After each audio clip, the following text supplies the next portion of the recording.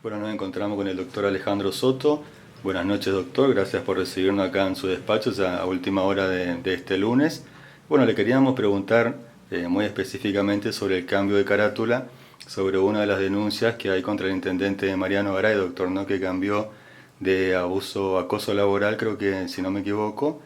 a abuso sexual ultrajante, que parece que es una carátula muy distinta, cuando que aparentemente no se presentaron pruebas nuevas en este caso, ¿no?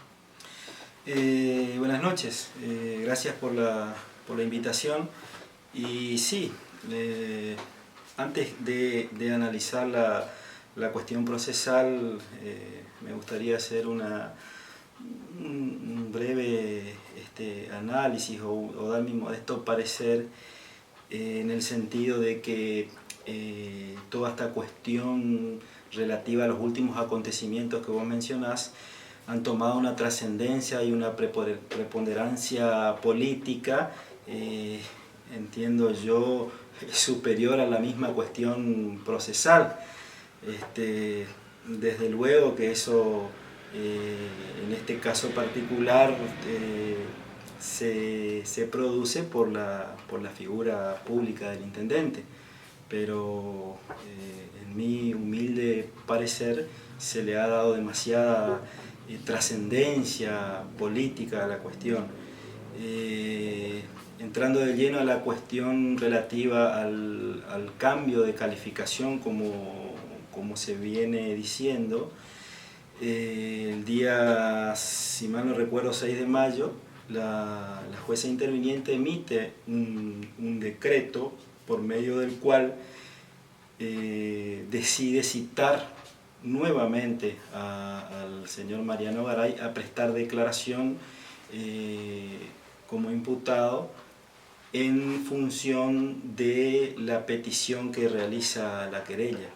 Vale decir, solamente con los argumentos o tomando la calificación pretendida por la querella, para ser más específico. Lo que a nuestro parecer, como defensa, consideramos que es un decreto abusivo o arbitrario, mejor dicho, para llamarlo más específicamente, por el hecho de que no es que en esta causa no existe una acusación formal que la haya dispuesto el señor fiscal. Como bien lo he expresado anteriormente en otra nota, esta denuncia se radica en sede policial, se realizan todas las diligencias preliminares y se procede por instrucción formal donde el fiscal entiende que hay una calificación legal. En ese dictamen se manifiesta claramente que toda la denuncia radicada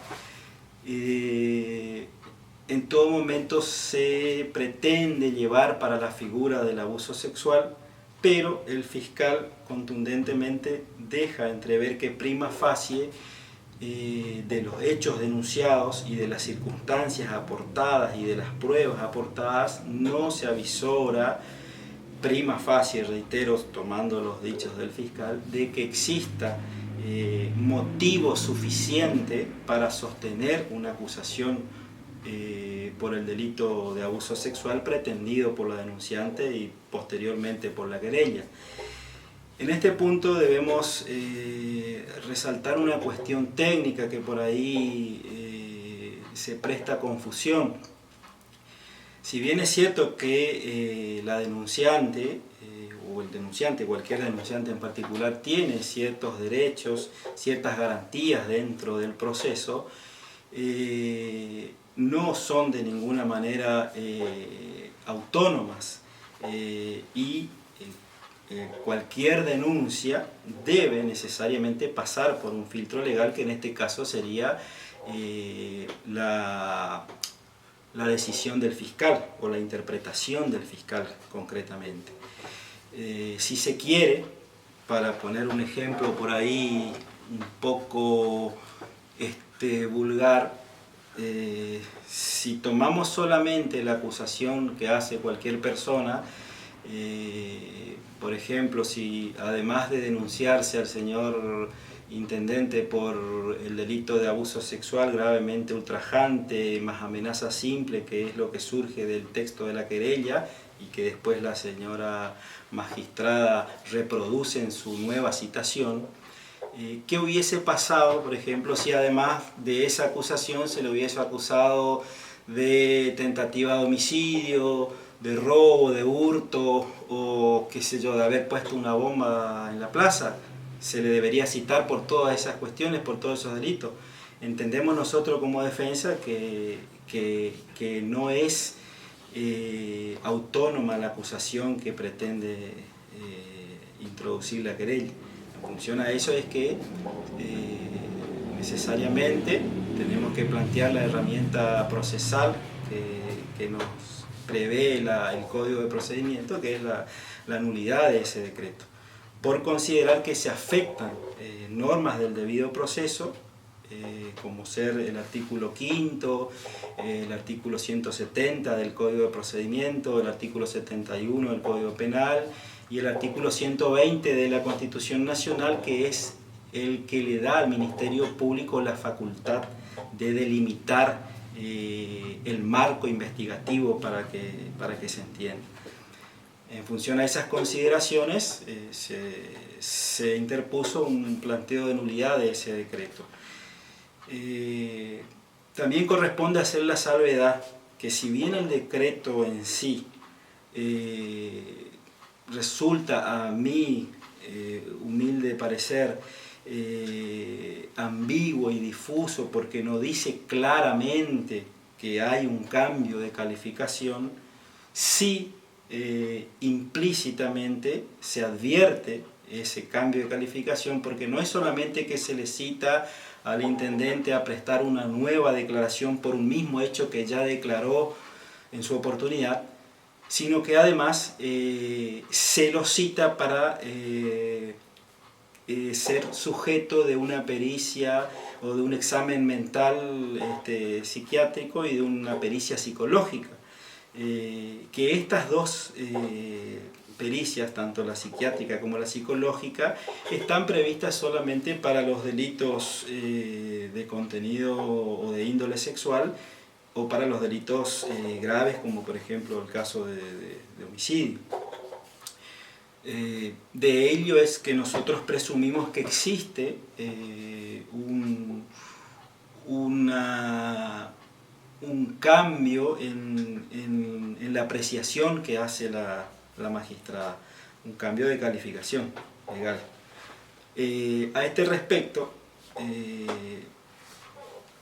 debemos ser muy cuidadosos porque